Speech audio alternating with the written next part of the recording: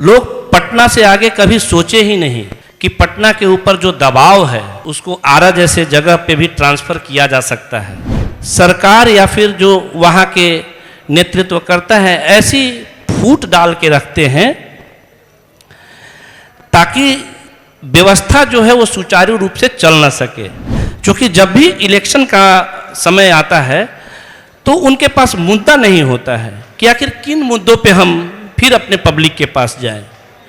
तो उस समय फिर सिर्फ और सिर्फ जाति पाति और ऊंच नीच की राजनीति होती है।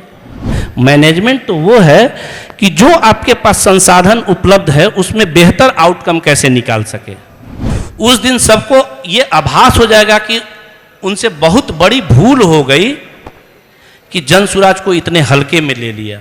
फर्स्ट बिहार झारखंड की टीम आज शाहाबाद में मौजूद है और सुबह से ही शाहाबाद के मुद्दे पर हम चर्चा कर रहे हैं और इस चर्चा को अब आगे बढ़ाएंगे। स्वास्थ्य व्यवस्था को लेकर चर्चा और बातचीत की जाएगी। हमारे साथ हमारे मेहमान डॉक्टर विजय गुप्ता मौजूद हैं।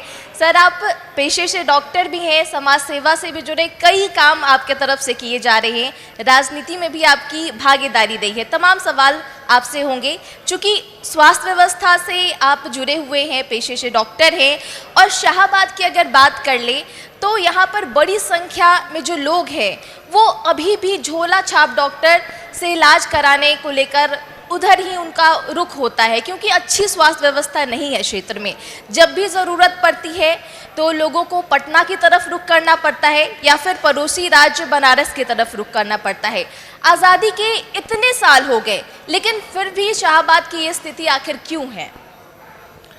सबसे पहले मैं फर्स्ट बिहार झारखंड चैनल को बहुत बहुत धन्यवाद देता हूं कि आपने इन सारे मुद्दों पर आरा की धरती पर इस तरह का कॉन्क्लेव करा रहे हैं और ताकि बहुत सारे लोगों के मन में बातें होती हैं लेकिन एक मंच नहीं होने की वजह से वो अपनी भावनाओं को रख नहीं पाता है कि छोटी छोटी चीज़ों को अगर हम लोग एक सही मंच पे मूल्यांकन करें और उसके लिए अगर रास्ता निकाले तो बहुत सारी ऐसी समस्याएं आपकी होती है जिसके लिए आपको किसी मंत्रालय जाने की ज़रूरत नहीं है, किसी ऐसे जगह जहाँ पे केवल सरकारी दफ्तरों में फाइल सिमट के रह जाती है वहाँ जाने की ज़रूरत नहीं होती। खुद ब खुद केवल बात करने से समाधान हो जाता है क्योंकि कटाक्ष करना तो हर कोई कर सकता है लेकिन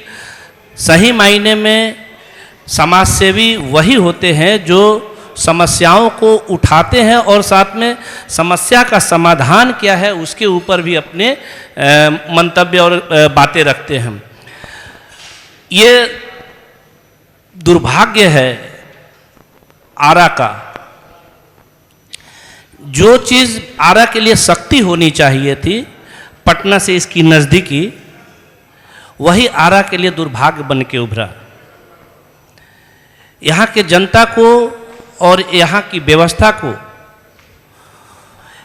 इस तरह से कभी देखा ही नहीं गया कि हम लोग पटना जो हमारे बिहार की राजधानी है उसको ट्विन सिटी के रूप में भी हम लोग देख सकते थे। जिस तरह से हमारे देश की राजधानी दिल्ली पे जितना दबाव था और उनके जो सराउंडिंग जगह थे, डिस्ट्रिक्ट थे, जैसे आप आज के डेट में नोएडा को ले ले, गाजियाबाद को ले ले, गुड़गांव को ले ले, फरीदाबाद को ले ले, उनकी ताकत ये है कि उनका दिल्ली से कनेक्टिविटी बहुत अच्छा है। आप देखेंगे दिल्ली में जगह का अभाव है, दिल्ली में लोग जो सक्षम है उनके लिए बहुत अच्छा एरिया उपलब्ध नहीं होता था क्योंकि बहुत सारी बातें थी, पुरानी दिल्ली थी, पुरानी व्यवस्था थी। तो समय के साथ जो बदलाव आया वो दिल्ली से सटे शहरों को डेवलप करके, जो कि भारत सरकार और राज्य सरकार दोनों की योजनाएं थी, दोनों के समन्वय से ये कार्य स्थापित हुआ और यही चीज़ आरा के लिए अभिशाप बन के उभर आया। लोग पटना से आगे कभी सोचे ही नहीं कि पटना के ऊपर जो दबाव है उसको आरा जैसे जगह पे भी ट्रांसफ़र किया जा सकता है और हमसे अगर बात करें कि अगर हमको कभी ऐसा मौका मिला या फिर हमको कोई डिसीजन लेना हो, तो सबसे पहले मैं ये चाहूँगा कि आरा पे बिहार सरकार को या केंद्र सरकार को भरोसा जताना होगा कि पटना से आगे भी कोई जगह है जो पटना के दबाव और बिहार की आशा और अपेक्षा पे खरा उतरने के लिए ये जगह तैयार है। आखिर सरकार क्यों भरोसा नहीं जता पा रही है इस क्षेत्र पर?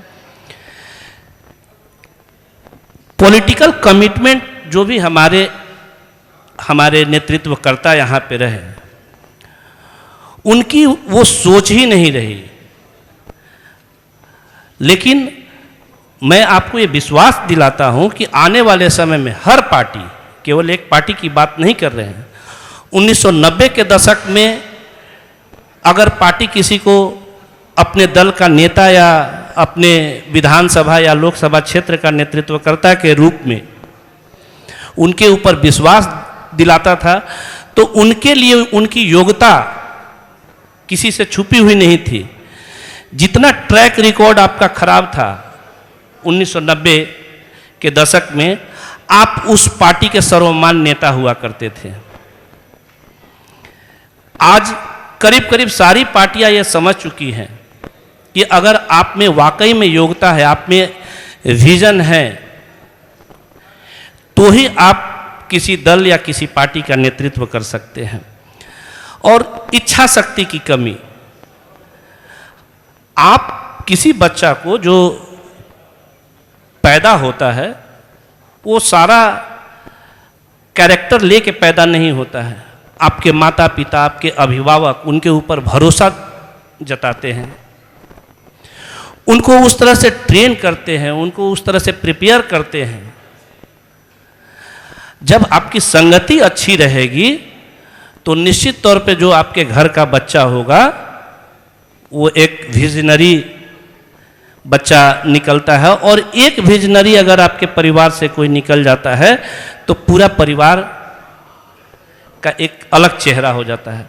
उसी तरह से आज हमारे बिहार को एक वैसे नेतृत्वकर्ता की जरूरत है जिसके पास विजन हो, जो अपने सभी बच्चों पे ये विश्वास दिला सके कि आप तैयार रहो, आपके ऊपर ये बोझ देने जा रहे हैं, और उनको पूर्ण विश्वास होना चाहिए कि हमारा ये बच्चा इस काज को बखूबी से निभा देगा।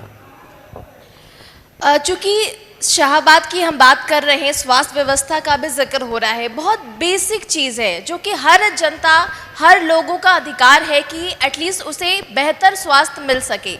लेकिन अगर आपसे समझना चाहेंगे, आप लंबे अरसे से चिकित्सा से जुड़े हुए हैं, तो आपके तरफ से क्या कुछ सुझाव हो सकता है ताकि इन स्थितियों में बदलाव देखा जा सके? हमें लगता है कि स्वास्थ्य व्यवस्था जो आज यहाँ की बनी हुई है, इंफ्रास्ट्रक्चर अगर हम बात करें तो बहुत कम नहीं है। अगर परेशानी उसमें है तो किसी एक ओहदा वाले लोगों पे सारी जिम्मेवारी थोप दी जाती है। जबकि अगर कोई आपका मशीन है तो कोई मशीन केवल एक पेट्रोल या डीजल से नहीं चलता है, उसके लिए मशीन का जितने पार्ट्स पुर्जा है वो सबको सुचारू रूप से वर्क करना होगा। तो किसी भी संस्था में छोटे से छोटे कर्मचारी से लेके जो उस संस्था के मुखिया है, उन सबों का कंट्रीब्यूशन होता है।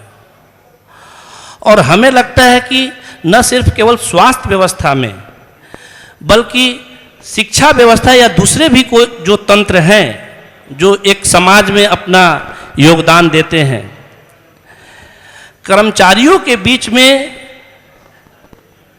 कहीं ना कहीं सरकार या फिर जो वहाँ के नेतृत्व करता है ऐसी फूट डाल के रखते हैं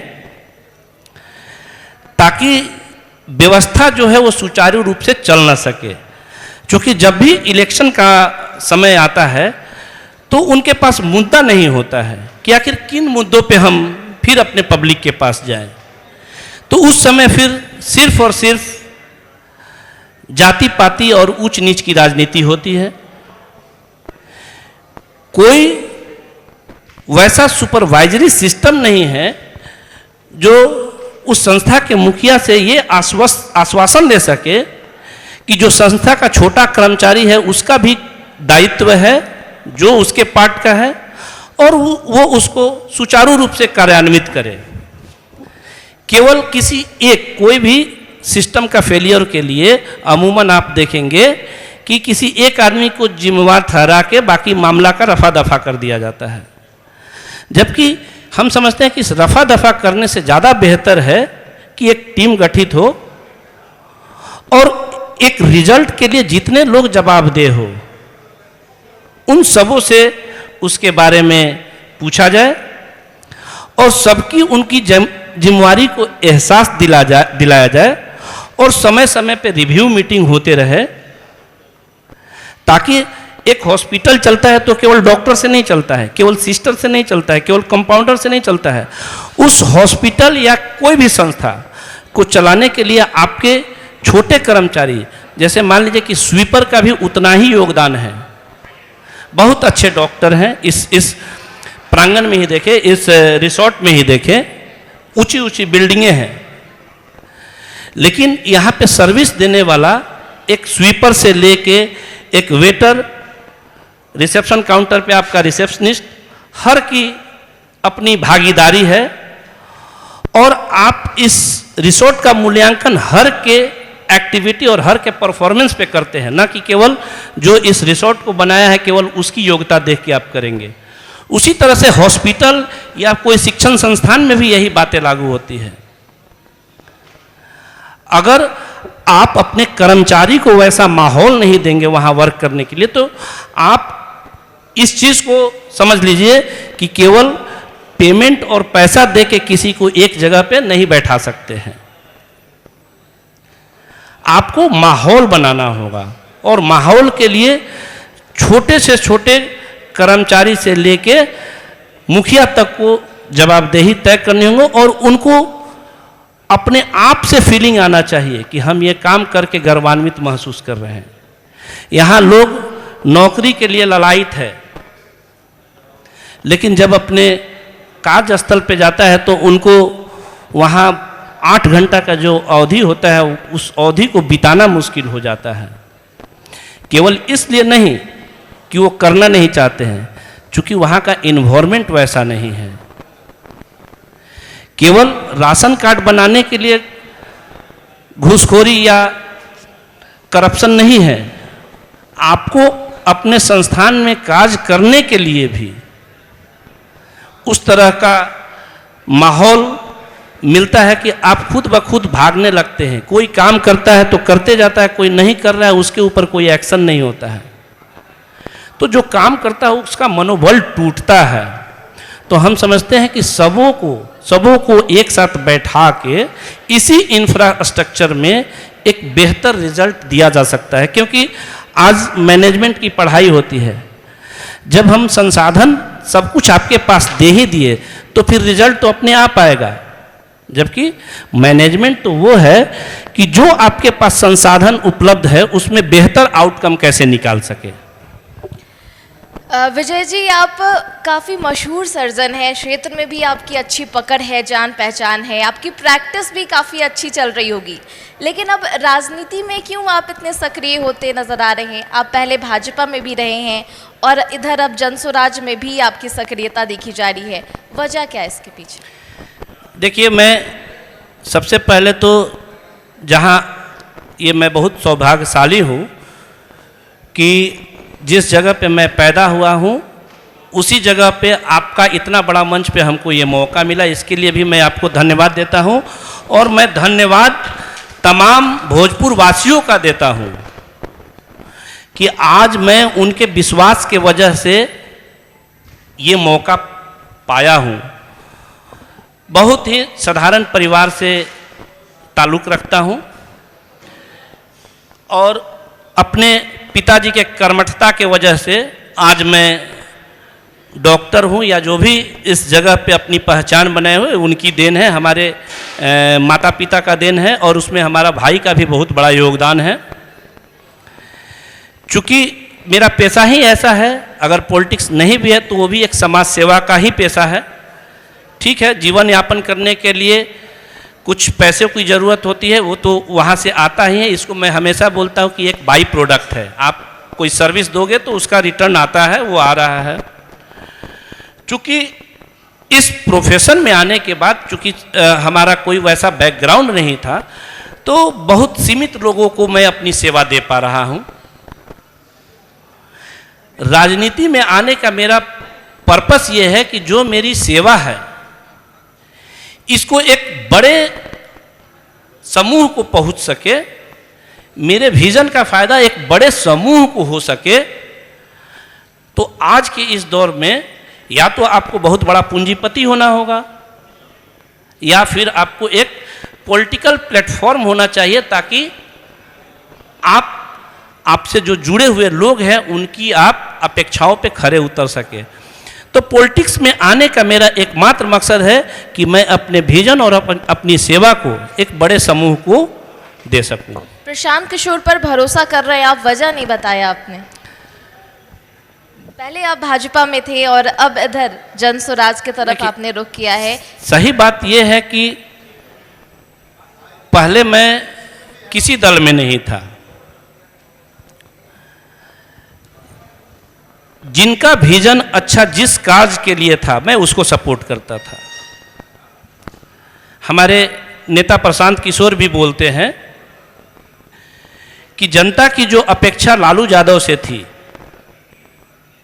1990। क्या लगता है सर, प्रशांत किशोर की जन स्वराज इस बार क्रांति कर पाएगी? क्या स्थिति है, क्योंकि विरोधी तो लगातार बोल रहे हैं कि खाता भी नहीं खोल पाएंगे। आपका आंकड़ा कुछ भी बोले, आप जब फील्ड में जाओगे, जिस दिन चुनाव का आगाज होगा, अनाउंसमेंट होगा, उस दिन आपको ये दिखेगा कि जन स्वराज को साइलेंटली कितने लोग सपोर्ट करते हैं। और उसका 23 नवंबर को जो नई सरकार, नई व्यवस्था बदलेगी, उस दिन सबको ये आभास हो जाएगा कि उनसे बहुत बड़ी भूल हो गई कि जन स्वराज को इतने हल्के में ले लिया। जनता की ये डिमांड है कि दोनों गठबंधन से हम लोग 35 साल फुटबॉल की तरह कभी इस गोल पोस्ट में कभी उस गोल पोस्ट में, अब एक नया विकल्प चाहिए, एक नया विजन के साथ विकल्प चाहिए, जो कि केवल इंसान को इंसान समझे, न कि उसको जाति पाति और धर्म व्यवस्था में बांट के रखे। क्योंकि ये उन दोनों गठबंधन की मजबूरी है, क्योंकि उनके पास विजन नहीं है। जब आप एक इलेक्शन के बाद अपने सत्ता को पाते हैं और फिर से दूसरी इलेक्शन 5 साल के बाद होती है, तो आपका जो चुनावी एजेंडा होता है उस पर जवाब देना उनके लिए मुश्किल हो जाता है। तो बच जाता है केवल जाति की राजनीति, धर्म की राजनीति। और प्रशांत किशोर जन स्वराज इसी राजनीति में बदलाव करने का नाम है। सत्ता पे काबिज होना केवल मकसद जन स्वराज का नहीं है। अगर जन स्वराज सत्ता में काबिज हो भी जाता है और राजनीति की परिभाषा धर्म और जाति से ऊपर उठकर विकास और शिक्षा की अगर नहीं कर दे पा रहा है, तो भी जन स्वराज दोबारा शायद इलेक्शन में भी नहीं जाए। क्योंकि व्यवस्था परिवर्तन आपको इन दोनों मुद्दों से, जाति पाति और धर्म को हटा के, जब तक आप शिक्षा की बात नहीं करेंगे तब तक सही मायने में बदलाव नहीं होगा। और एक शिक्षा, मैंने आपको बोला कि काफ़ी अच्छा इंफ्रास्ट्रक्चर यहाँ है, केवल ज़रूरत है समन्वय बैठाने का कि जो आपके इस इंफ्रास्ट्रक्चर में वर्क करते हैं उनके लिए माहौल कैसे दिया जाए। जो आपके शिक्षक हैं, जो आपके विद्यार्थी हैं, वो उस स्कूल में जाके अगर मन से उस स्कूल को नहीं अपनाते हैं तो केवल सैलरी बढ़ा देने से और उनकी बाकी व्यवस्थाएं को सुचारू रूप से कर देने से शिक्षा की गुणवत्ता नहीं बदल जाएगी। शिक्षा में गुणवत्ता तभी आएंगी जब वो मन से ये समझे कि हम शिक्षक हैं और समाज निर्माण में हमारा अहम योगदान है। शाहाबाद की 22 विधानसभा सीट है, क्या प्रदर्शन रहने वाला है प्रशांत किशोर की जन स्वराज का? क्योंकि अगर पिछले साल के उपचुनाव का जिक्र कर ले तो तरारी और रामगढ़ में बुरी तरीके से हार मिली थी, इज्जत भी नहीं बचा पाई थी। देखिए, पिछले साल जो उपचुनाव था वो पार्टी बनने के मुश्किल से 1-2 महीना के अंदर ही ये चुनाव हुआ। बहुत सारी ऐसी समस्या थी, जनता उस समय तक जन सुराज को केवल एक अभियान की तरह देखती थी, न कि पॉलिटिकल पार्टी के रूप में देखती थी। जन सुराज को जो चुनाव चिन्ह मिला था उसके बारे में भी जनता के पास हम लोग पहुंचा नहीं पाए थे। बावजूद आप देखिएगा, अगर वोट परसेंटेज की बात कीजिएगा तो जो आज इंडिया की सबसे बड़ी दल बीजेपी है, उनके भी शुरुआती दिन से अगर आप कंपेयर करेंगे तो वोट परसेंटेज उनसे काफ़ी बेहतर जनसुराज का रहा था। ये आप सभी मीडिया चैनल के पास एनालिसिस भी इसका होगा। आज परिस्थिति बिल्कुल बदल चुकी है, जनता मूड बना चुकी है कि परिवर्तन कर रहा है और परिवर्तन का जो चेहरा होगा वो जनसुराज ही होगा। और मैं आपको बिल्कुल आश्वस्त करता हूं, भोजपुर 7-0 से क्लीन स्वीप जनसुराज करने जा रही है। चलिए, देखना होगा कि आने वाले चुनाव में जन स्वराज का क्या प्रदर्शन होता है। हालांकि बहुत बहुत शुक्रिया सर हमारे साथ बातचीत करने के लिए, तमाम मुद्दों को लेकर के आपने बातचीत किया, शाहाबाद के स्वास्थ्य व्यवस्था को लेकर आपने विशेष टिप्पणी भी की, आपका बहुत बहुत शुक्रिया। Thank you. पैनोरमा ग्रुप, जो सोचता है वो करता है, आपके अपने सपनों का आशियाना। ये लो, मुंह मीठा करो, आज मैंने अपना जॉब छोड़ दिया, अब हम पूर्णिया वापस जाएंगे। जॉब छोड़ दिया है? मतलब ये घर कैसे चलेगा, हम करेंगे क्या, और माँ बाबूजी क्या बोलेंगे? इसलिए मैं एक और मिठाई का डब्बा लाया, अपने बिजनेस के लिए लोन अप्रूव हो गया। अरे लोन अप्रूव हो गया वो तो ठीक है, लेकिन पूर्णिया में हम रहेंगे कहाँ? अपना घर भी तो नहीं है वहां। इसलिए तो एक और मिठाई का डब्बा अलग से लाया हूं। हमने पूर्णिया में घर ले लिया है, पूर्णिया के ई होम्स पैनोरमा में। पूर्णिया में पैनोरमा ग्रुप लेकर आए हैं ई होम्स पैनोरमा, बड़ा घर, आलीशान जिंदगी और अत्याधुनिक सुविधाओं के संग। अरे अरे, अब क्यों मुंह मीठा करवा रही हो? क्योंकि हम घर वापसी जो कर रहे हैं।